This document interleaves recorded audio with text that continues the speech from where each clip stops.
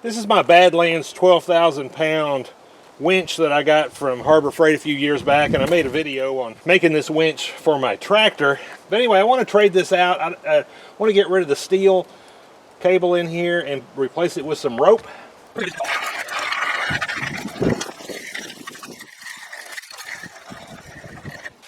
Alright, so this was attached right there with this tiny little screw, and I gave it just a half a turn just to see how tight it was going to be, and it fell out. So anyway, that's a little frightening.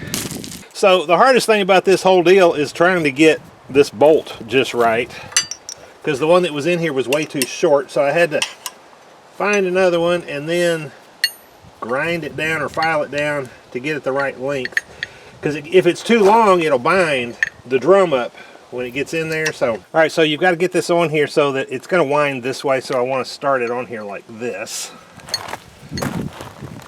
I've just got it up here on top because it makes it easier for me.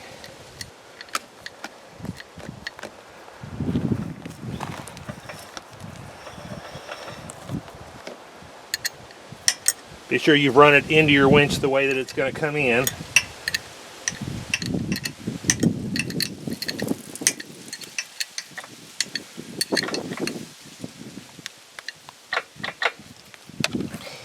Alright, now I'm going to start the tractor up so I don't run my battery down, and I'm going to run this all the way in.